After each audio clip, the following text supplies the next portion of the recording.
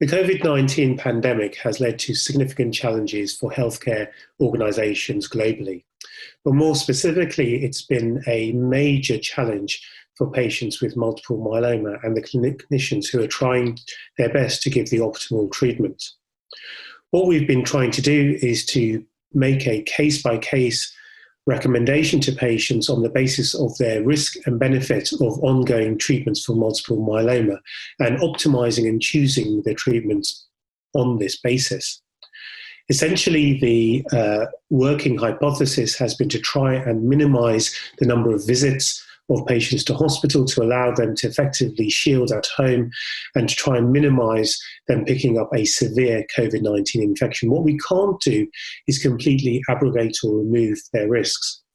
And what you have to remember with multiple myeloma patients specifically is the significant immunocompromise that they face.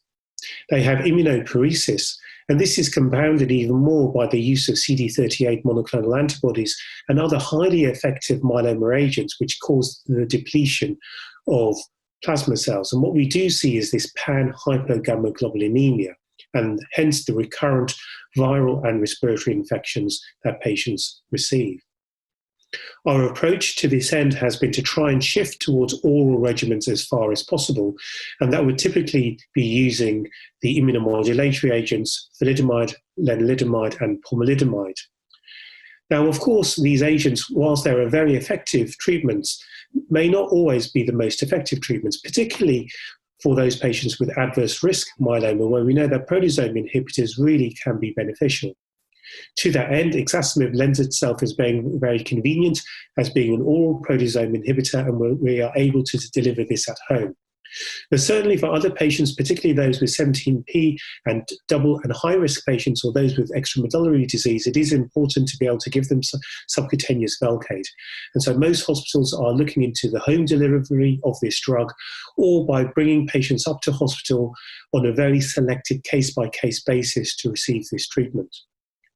The other challenge has always also been the use of autologous stem cell transplant. And in general, many of us worldwide has stopped using this modality as treatment simply because the mortality is likely to be very high if patients do pick up COVID-19.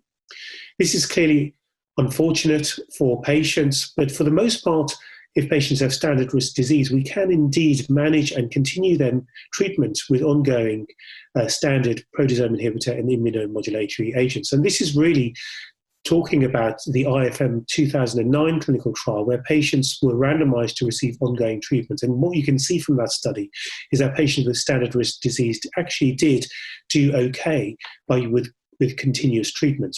So for that regard, I think standard risk patients can defer autologous stem cell transplantation till later. The challenge is the high-risk patients. And I think for selected very high-risk patients, it may be appropriate to continue stem cell transplantation in this field. But those patients do need to have a COVID test. We do need to know that they're negative, and they do need to be isolated in the community for at least 6 months following the stem cell transplant so that to minimize their mortality with COVID-19. Now, as COVID-19 risk declines in the community, we are increasing the treatments and trying to kickstart the transplant program again. And that in itself lends itself to practical problems itself. But hopefully we can start to get myeloma patients back into routine.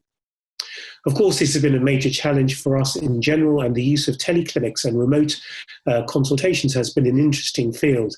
And personally, I found it actually very helpful, and it's actually increased our outreach to patients across the country where I'm able to speak to patients further afield, and we've been able to provide some specialist myeloma expertise where we haven't been able to do so in the past. So I think in some regards, this has brought some benefits in the way that we practice medicine.